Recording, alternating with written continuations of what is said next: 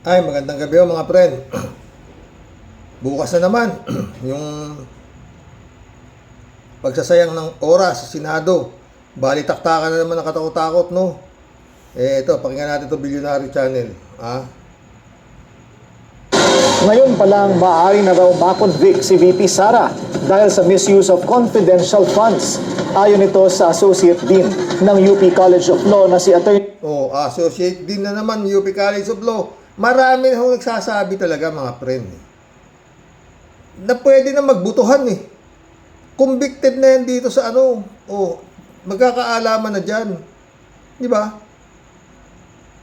Pakinggan natin. Paulo Tamase. Sa memo ng Billionaire News Channel, sinabi ni Atty. Tamase na hindi na kailangang patunayan ng prosekusyon na napunta sa personal na interes ang confidential funds. Sapat na niyang naipakita ng prosekusyon na hindi ito ginamit ayon sa Joint Memorandum Circular na nagtatakda kung paano dapat gastusin ang pondo. Definitely yung pera na pang surveillance operations, hindi po pwedeng ilipat na lang basta-basta. Kung mapatutunayang mali ang paggamit ng confidential funds, maaari rin daw itong magkaroon ng criminal liability. So mali din kung nagamit ang confidential funds sa purpose other than what is stated in that joint memorandum circular. Liable ho ba ang opisyal sa iba pang batas? Opo, no, actually good point. Krimen po talaga siya. Yung pag malversation po yung offense na kapag may pera ng bayan, parang ipinersonal mo na gamit. So halimbawa, mayroong budget para sa pagpapaayos ng inyong opisina, bumili ka ng sasakyan para sa sarili mong gamit. Malversation po iyon. Pero mayroon pong meron pang yung si Atty. Tamase, meron pa siyang point na ipaliliwanag kung paano. Di ba? Maliwanag naman kasi ano pa usapan niya sa Senado na yan? Mario Joseph. Sayang pera. conversation kahit na pang-official use pa yung ginamit. So, crude example, may budget ka para sa pagpapaayos ng opisina, ang ginawa mo, bumili ka ng vehicle para sa opisina mo. So, kahit official use pa yun, hindi mo sinunod yung itinakda ng batas. Ang tawag po doon technical malversation. Posibleng maging mahalagang bahagi ng paglilitis ang testimonya ng mga dating Special Disbursing Officers ng OVP at DepEd. Inaasahang maglalabas ng sabpinang impeachment court kina Marivic Pareha, Gina Acosta, Edward Fajarda at OVP Assistant Secretary at Assistant Chief of Staff. Bukas na ho yan. Wala naman sasabihin niya kung hindi yung kagaya rin sinabi nila doon sa nung na-impeach si Sayad nung unang nag-imbestiga ang Kongreso di ba? Kaya kalokohan na ho ito nagsasayang na talaga ng oras, pera. Pwede nang i-convict di ba? At sampahan na ng kaso na kriminal. Hindi pwedeng lumusot ito mga friend dahil ang laking pera nito. Tsaka yun nga, dapat imbestigahan na rin yan kung anong ginawa ng mga Duterte na yan sa Davao. Sa ilang taong pamumuno nila doon. Walang kowang nakapaglikida yata doon. Lahat. Sila ang hari doon, di ba? Lemuel Ortonio sa susunod na linggo.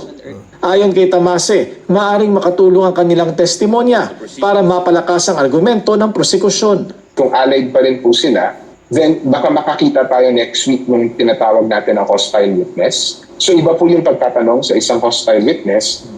Dapat nga itong mga tao nito si Sayad, lahat to, kulong to Kasi nga, conspiracy to Tawag ko nga rito, pasang bilis paglabas ng pera sa land bank Yung land bank pa mismo meron na ho yung pera.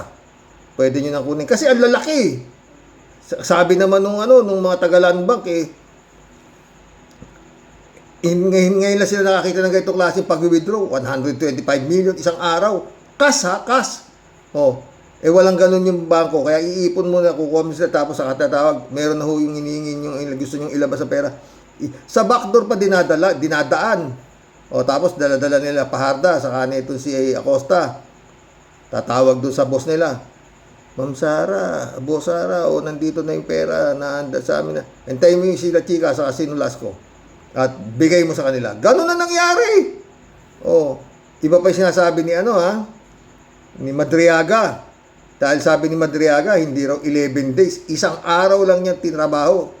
Bibig sabihin, pagkagaling kay Nolasco sa kay La Chica, pinasa kay Madriaga. Si Madriaga, titistigo pa. Sobra-sobra na ho ito. His Excellency, ikaw na lang ato. Pag ito nakalusot, wala na. No? Tuloy. Ay, yung testigo na iyon, kaalyado yung interest niya doon sa interest nung kung sino yung nagte-testify siya against. Iginit naman ni Atty. Tamase na hindi maaaring iasa ng isang pinuno ng ahensya sa kanyang mga tauhan ng pananagutan sa confidential funds dahil hindi tulad ng ordinaryong paggastos ng gobyerno, ang paggamit ng confidential funds ay may kaakibat na mas mataas na antas ng personal na pananagutan. Nilinaw din ni Atty. Tamase na hindi maituturing na redundant ang kasong grave threats na isinampa ng DOJ laban kay VP Sara. Magkaibaan niyang layunin ng isang kasong kriminal at ng impeachment proceedings. Manatiling nakatutok sa billion. Punta ho tayo dito kay Kakopi, Ngayon ng korte, mabilis po sila mag-issue ng warrant of arrest once na ma-determine yung probable cause. Anong ibig sabihin ng probable cause? Yung probability ba o yung sa tingin ng mga judges, sa tingin ng hukom, posibleng ginawa niya yan. Hindi pa natin sinasabi na guilty siya, no? Pero sa tingin lang po ng judge, ginawa niya yan, kaya hindi judge, prosecutor sa DOJ nga NBI to DOJ, kaya prosecutor pa lang. Ngayon pa lang sasampa sa judge Oh, di ba? Tuloy natin kay Kakopi. issuean siya ng warrant of arrest at mukhang nangangamoy warrant of arrest dito po kay Sara Duterte. Aray ko, pakak talaga to, oo. Dalawa na yan, may impeachment trial na and meron pa pong kaso sa korte. Ito po yung nakita natin. Medyo malabo lang po Ito po yung nilalaman ng kaso na isinampa po sa Quezon City Ito maganda mga boss. Regional Trial Court. Sige, basahin natin ipinasa po ito August 11, 2026. Ano petsa natin ngayon? August 15 na po ngayon. At August 11 sinampayan. So 4 na araw na po yung nakalilipas. No? May case number na rin po ito. Ibig sabihin, hindi na lang ito basta affidavit. Hindi na lang ito basta draft dahil may case number na po. No? Yun na mabigat. May case number na. Kaso na yan. People of the Philippines na yan. Oo. Paano mo hindi Kaya siguro by next week, itong darating na Lunes, ganyan yan, mawawarat of arrest na to. Oo. Napakalalabas naman. Yun ang gusto mangyari ito sa Sayad, kaya pinapamotion to cause nila. Na hindi sila ma-issue ng warrant of arrest. Dito tayo, magkikita-kita rito kung gaano katibay ito. No? Ito, warrant of arrest, mahaharang mo. May people of the Philippines na tignan mo, sabi ni Kakopi. And people of the Philippines versus Sara Z. Duterte. At ang kanyang address, 11th floor, Robinson Cybergate Plaza, dyan po sa EDSA Corner, Pioneer Street, dyan po sa Mandaluyong. Yung kaso po, grave threats. Hindi naman po pwedeng lumusot na ho sa prosecutor to sasampan na ho sa korte. Kaya yung gusto na mangyari, harangin nila yung yung warrant of arrest na ilalabas. Tsak na maglalabas ho ito ng warrant of arrest Kasi nagdaan na ho sa NBI, pumasok sa DOJ, sinampa na ho dyan sa korte. Pag hindi ho nag-issue ng tong korte, ng warrant of arrest, ibig sabihin, pinilalabas nila na itong DOJ, mga engot ito, meron ng case number people of the Philippines na basa. Paano mo haharangin yan? Napakabigat na Department of Justice na ipagdaanan yan.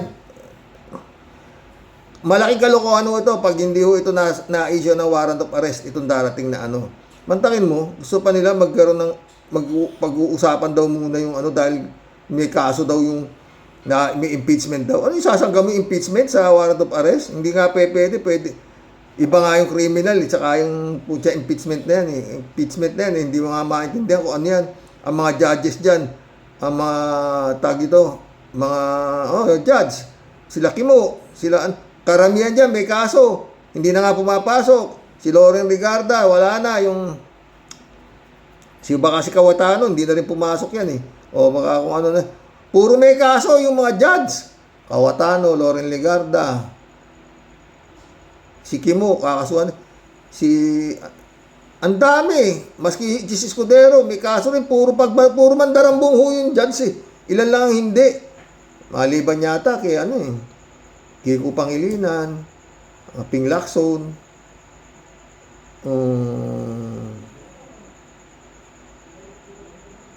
Sherwin Gatchalian. Ilan lang wala eh. Halos lahat mayroong insertion kung ano-anong pagnanakaw eh. Puro magnanakaw eh. Tapos yan ang magiging judge. Wala na. Talagang iikot na tumbong nito si Sayad tuloy. Article 282 of the revised Penal Code as amended in relation to Section 6 of RA 10175 o yung Cybercrime Prevention Act of 2012. Mukhang mauuna pa ito kaysa sa impeachment no?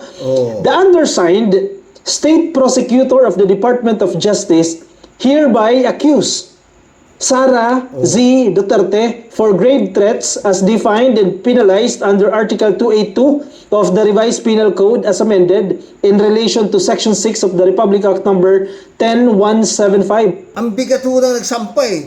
Department of Justice na mismo eh. Puta, wala ho to.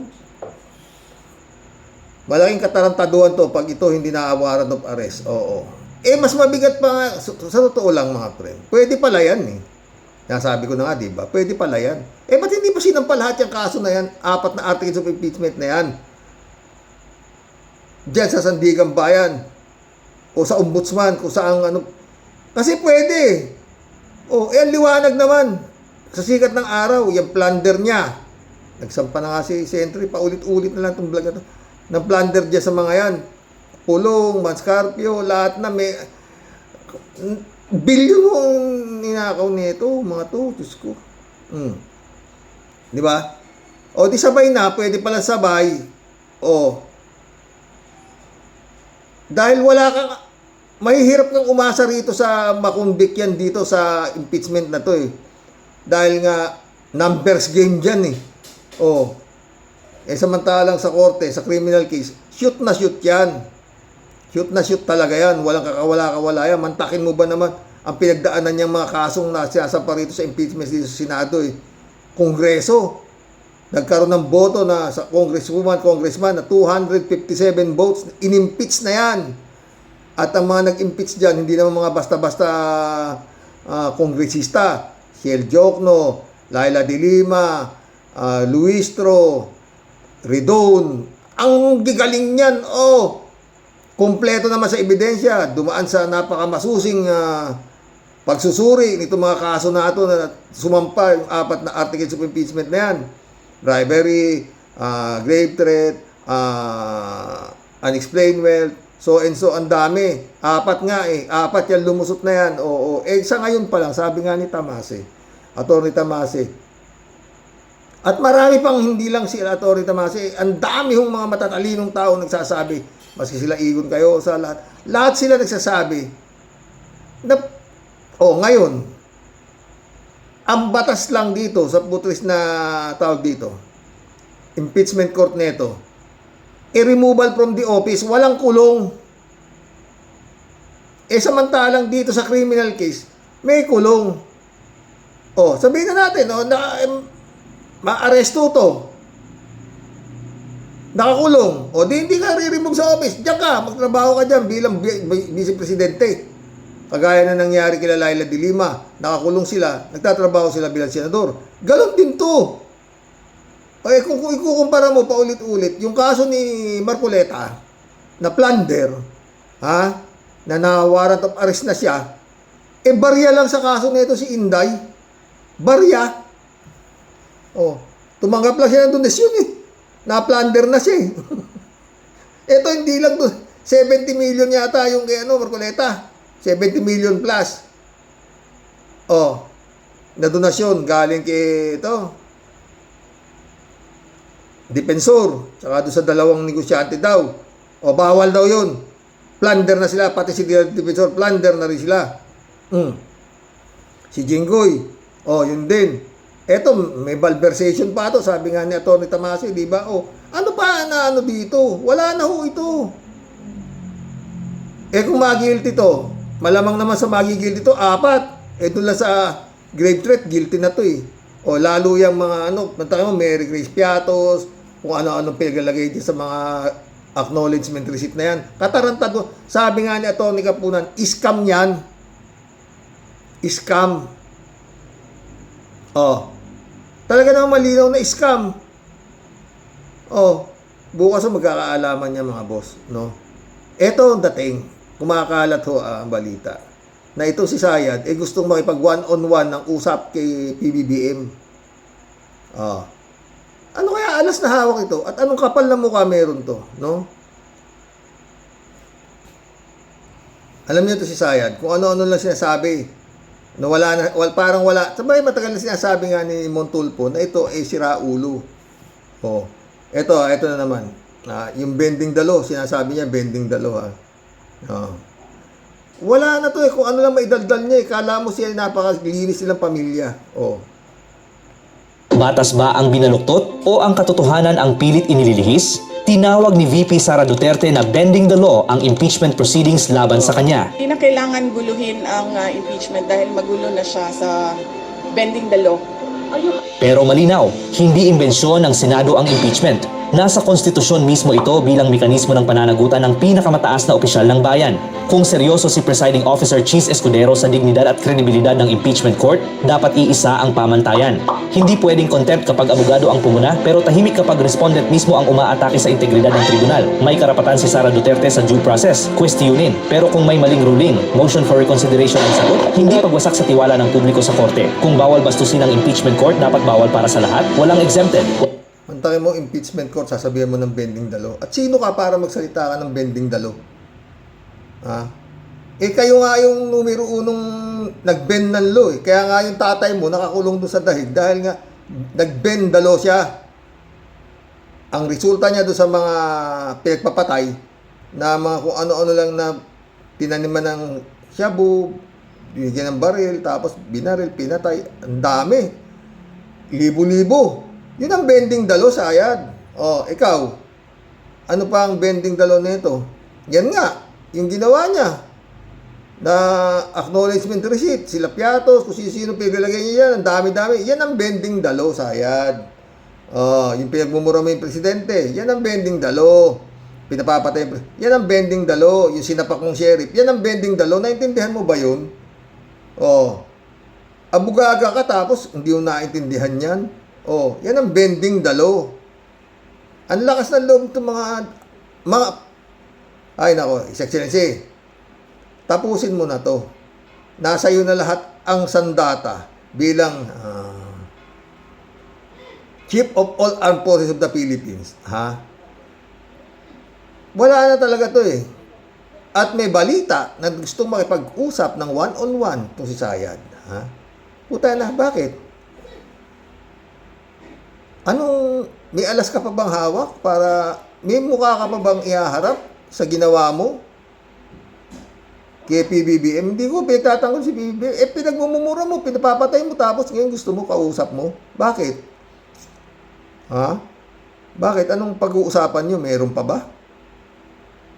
Not unless meron kang hawak na talagang, pero palagi ko wala na wala na to Hindi naman gago yung si PBBM para makipag-usap pa sa'yo. Ano sasabihin mo? Maraming nagsasabi na baka raw makikipag-usap to si Sayad na magre-resign na lang siya, tabla-tabla na lahat. Ano palagay kay Marcos, gago? Nandyan na lahat yan Subong-subo na yan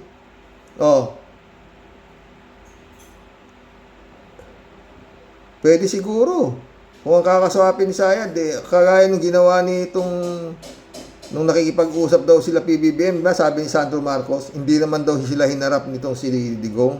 At ang iniharap yung tatlong alipores niya. At yun nga, kung ano-ano pinagsasabi. tulungan ka namin, kailangan kami ang hahawak ng Senate, kami pipili President, kami oh. Baka pwede yun. Pero hindi haharap si PBBM. Ang haharap siguro, baka yung mga ano doon sa Malacanang. Oh. Wala na ho to talaga. Ipit na to. Hindi na ho niya alam kung ano kanyang iniisip. Pero yun nga, paulit-ulit. His Excellency naman. Pati si Pulong, pwede nyo nang inspeksyonin niya kung saan dinala yung 51 billion pera ho ng bayan yan. Oh. Ha? At may nahuli pa na kawaan ng peking bakal. Oh. Ayon sa balita, kanila pa eh. Oh. Ha? At yung nagbagsakang building doon sa Jensan, halos 70% ng bakal, doon nang galing sa Davao. Ako. Ewan ko Ang dami hong puta. Kawawa yung Pilipinas talaga, no? Takim yung sa magkapatid lang na Kawatano, nak ng putang ina. More than 11 billion. Insertion. Oh. Ang dami talaga, mga friend. Baka bago dumating ang Pasko, maraming nakakulong. Kung didiinan. Maski ito si Sara, dapat ito noon pa sinampahan to ng blunder. Sinampahan na nga ni Trillanes, ba't ayaw umusad eh? Pero ngayon, masyadong ano na to. Oo. Grave threat. Grave threat pa lang yan Available yan. Bakit grave threat lang ang isinampa nyo? Sinampahan nyo na sana ng plunder, bribery, unexplained wealth. Pwede naman pala. Di sana yan, pagdating na warrant of arrest niyan, no bail na yan. Kalaboso na yan. Ano ba ang ano nyo dyan? Sino ba yan? Wala namang oo. Wala namang ginawa kundi manggulo. At nang umuwi na si Harry Roque. Di ba? Para hindi na kayo mahirapan kay Harry Roque. Basta nakakulong na si Sayad, uuwi na raw itong ungas na to. Ito, pakinggan niyo siya. Ako, ayaw ko magpakulong kasi wala akong ginawang masama. Pero kapag dumami pang mga magpapakulong, kung ikukulong nila si Leandro at saka si Loren, kung ikukulong nila si Vice President, uuwi na po ako magpapakulong. At makikiisa doon sa mga bagong bayani na tinanggap ang pagkakakulong bilang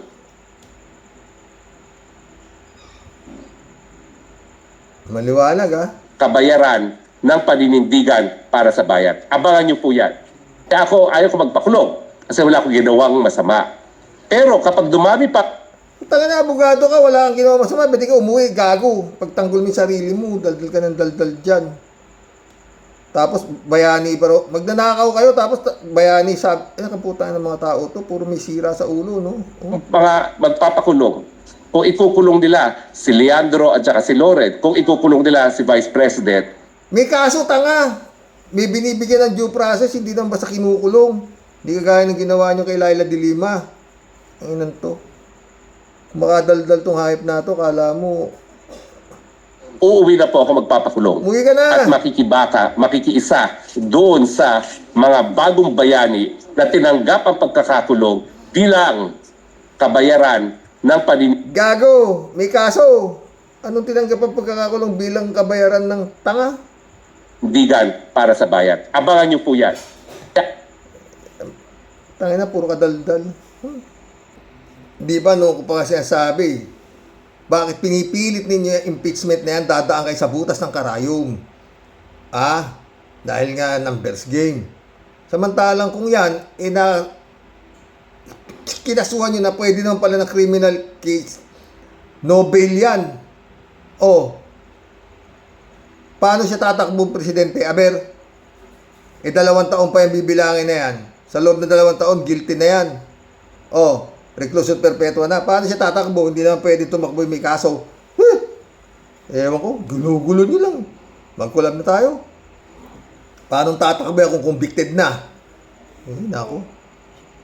Kaya sana, yung mga, kung ano-anong pinagsasabi na itong mga surveyor na to na nangunguna si Sayad sa Tawag to. Sa survey. Putang ina. Paulit-ulit. Pag yan nakatakbo, puta, inutil itong gobyerno ni PBBM. Yun lang, wala na iba. Sa katakot-takot na kaso na yan, tapos makakatakbo yan, para na lang naglukuhan, di ba? Kagaguhan.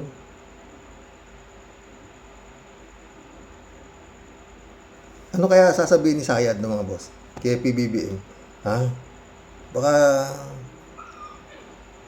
Pero hindi ho yan papansinin na hindi na ho yan papansinin. Wala ho yan. Lalabas namang utu-utu si PBBM dyan. Pag nakipag-usap ka pa dyan. Diba?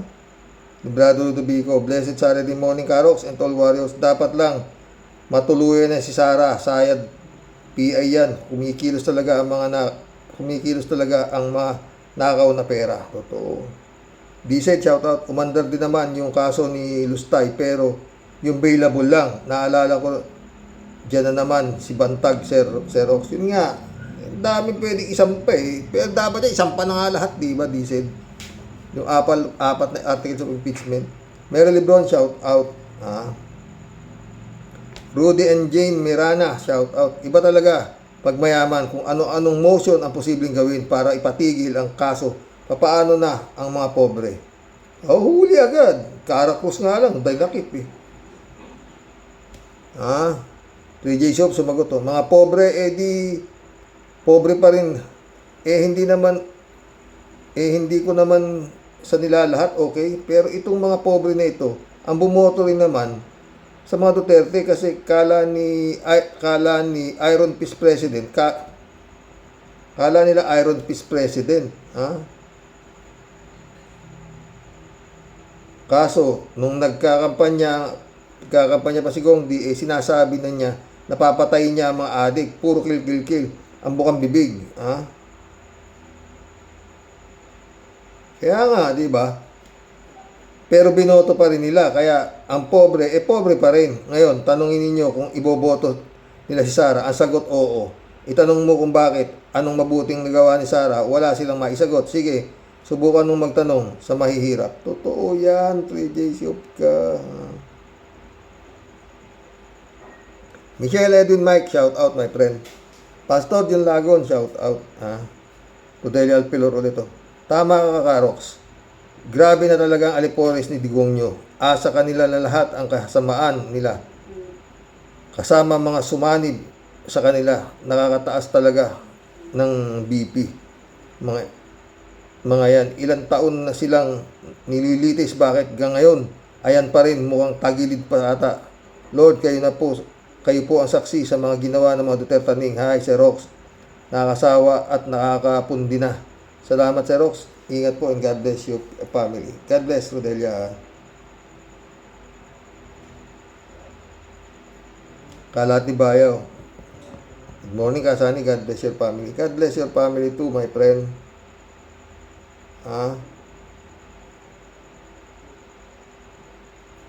Ramon Valencia, shout out. Bossing, si Halusos yun. Si Halusos. Diba? Tumakbo po siya, landslide, nakakulong. Ewan ko ba? Ngayon, na-guilty. Itong Comelec na to eh. Pag nakakulong na, may kaso na, huwag nyo na pinapayagan, tumakbo. Para kayong mga buwang. Ngayon, pagaya si Kibulog, si Raulo, pinayagan yung tumakbo, nakakulong. Naka 5 milyong boto pa. Anong klaseng sistema yan, ano? Dapat baguhin yan. Pag may kaso nakakulong, may probable cause nga eh. Gusto niyo pa, kailangan convicted. Bago niyo, kabaliwan. David Allen Mendoza. Good evening, Karoks. Nag-file na ng motion to quash yung mga lawyer ni Sayad para nga naman libre na siya sa krimen ng grave threat. NBI daw po kasi ang nag-file, kaya rason nila lack of jurisdiction o kaya hindi pwedeng dinggin ng RTC yung kaso dahil impeachable officer daw si Sayad. Bopol talaga yung mga lawyer ni Sayad. Hindi bopol, talagang wala na sila maisip na dahilan. Wala namang immunity from suit yun. Kunin lang si Sayad. At saka para kasing baliwala yung pagbabanta niya doon sa PBBM, First Lady at kay Martin Romualdez. Totoo. Hindi naman bopol. Kaya lang talagang wala silang maisip na rason kung hindi yun na. motion to squash. PJCO Politaw, pwede pala yun. Abay, dapat bawat taong hinahabla sa korte, pwede ring mag-request ng motion to quash their case. Kasi daw, wala daw jurisdiction. Di daw pwedeng kasuhan ng BP. O talaga, bakit no si Atty. Lenny, hinabla rin ni Gong D, di ba? O yun nga, Di lang niya tinuloy, putang ina, magwawala ang tao eh. Tinuluyan niya si Lenny. PJ po. Hello, Sir Rox. Totoo ba itong balita? Nakikiusap sa Regime Potpot na Seminet kay BBM na closed door meeting. Totoo ba ito? Ayon sa kumakalat na balita, yun nga raw ang gusto mangyari. Oo, closed door daw silang dalawa. Ano kaya gagawin ni Sayad? Pero hindi papayag yan. Kung totoo ba, walang dudang pasok na sa banga ang criminal case niya sa DOJ. At kung totoo ito, Sir Rox, hindi stupid si BBM para pumasok sa patibong sa Regime Potpot. Totoo yan. Ang tingin nga nila kay BBM tanga eh. Totoo. Akala kasi talaga nila weak leader si BBM. Pinakalat kasi ni Gong D yan, narrative na yan, para sirain si BBM. Kaso, pailalim gumanti si BBM. Sutil kumbaga. Ang dami nang nagawa ni BBM. Napakulong si Jinggoy, Defensor, Marcoleta, mga Diskaya, Gibbs, Gongs D, meron pang iba. Kaya sinasabi nilang weak leader si BBM. Bahala sila, di ba? O yun nga sinasabi nila, weak leader, Weak leader kayo na weak leader, yan sa inyo.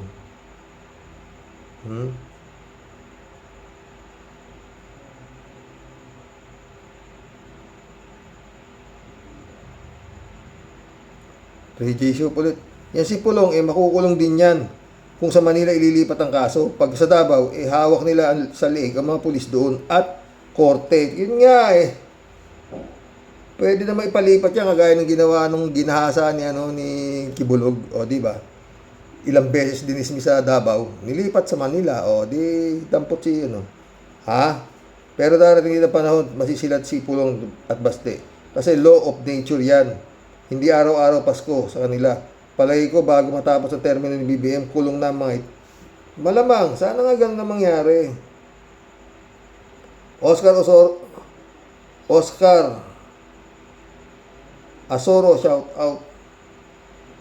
Friend Shervin Sapeda, shout out. Christian Sen, July 7, Alcantara. Analisa Apolinar, shout out sa inyo mga friend. Habi ni Friend Shervin, Impong Basyang, Team Tia Deli po, bumabati po ng ngiti at magandang buhay sa iyo, Sir Rox, at sa buong Team Rocky Warriors the Great. Sa topic po today, Sir Rox, nako ayan na naman tayo. Ano po? Wala na naman kamatayan, puro po kontrabulate. Kung tutuusin po, Sir Rox, nakakarindi na po ng utak yung puro si Lucrecia Saramaw na lang ang palagi na lang laman po ng plato natin sa araw-araw. Kailan pa po talaga magwawakas ng kasukasukang talambuhay ni Lucrecia di Pataranta? Tututusin po, Sir Rox, sa kanya na lang po nauubos ang panahon at kutakot na salapi po ng bayan na dapat po sa mas kapaki-pakinabang ginagamit at inuubos nung panahon ni Erap. Nung panahon ni Erap, wala pong ganyang parang trompong paikot-ikot lang.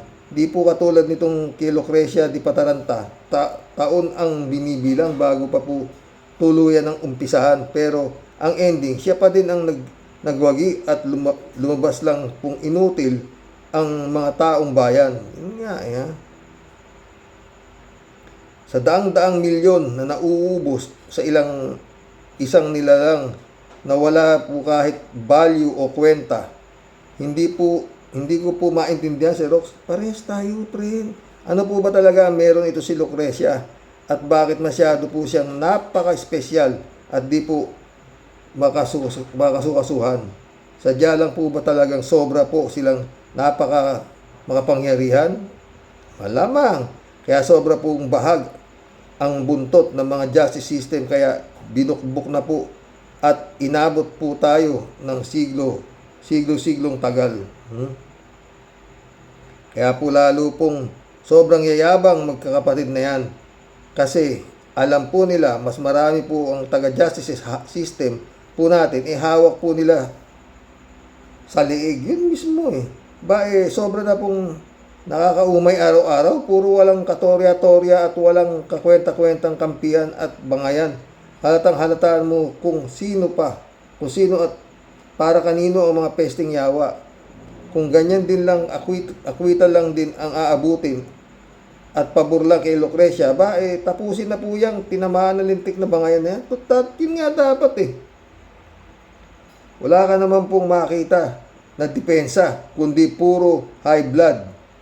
Mainit ulo, puro pikot. Totoo, mga nakasimangot. Para kipa, Sir Rox, tigil na po lahat. Yang kaletyan. Lalo na po tayo. Nagmumukhang inutil na lahat sa mata po ng buong mundo mismo. Yung presiding head judge, wala ka pong marinig kundi ang.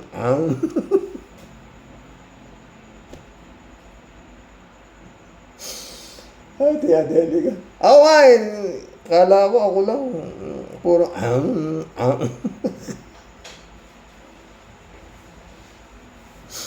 Kada magsalita, tiyadeli na.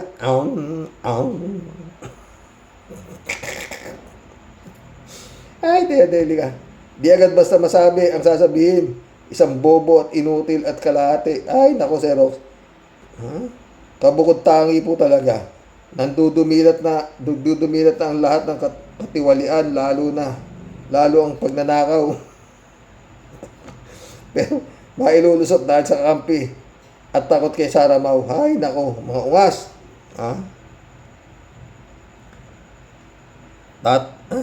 Tanan nyo na yung pagpalabas nyong bulok. Hindi yan mag-hit sa takilya. Mas masisindak ako at tatayo ang balahibo ko pag saludo Sir Rox kapag ito pong mga pogi namin sa Cavite.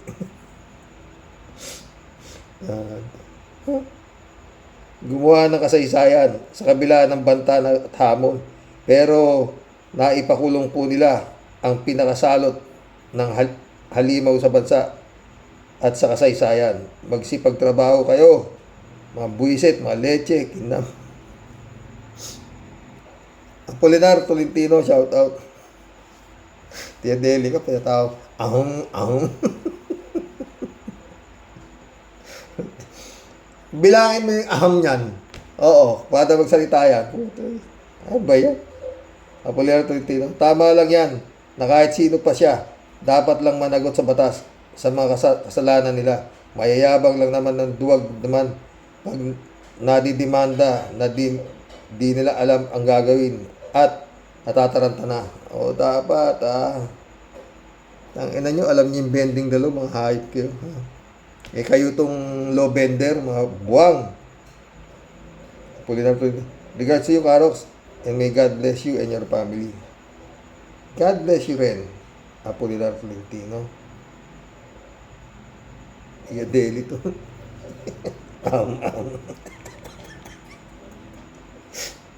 Ay, tiya daily ka. Ay. Apolinar dito. Hanggang ngayon, pera-pera pa rin ang usapan. Walang pagbabago. Basta marami kang pera, ikaw ang batas. Kailan kaya natin makikita na parehas ang aplikasyon ng batas na may pera man o wala? Sana bukas na. Christian Cheng Nak, shout out. Jojo Tol, shout out. Happy Sunday to all subscriber. Sa wakas, umaraw din. Sa nangyayari ngayon, baka makulong lahat ng Duterte.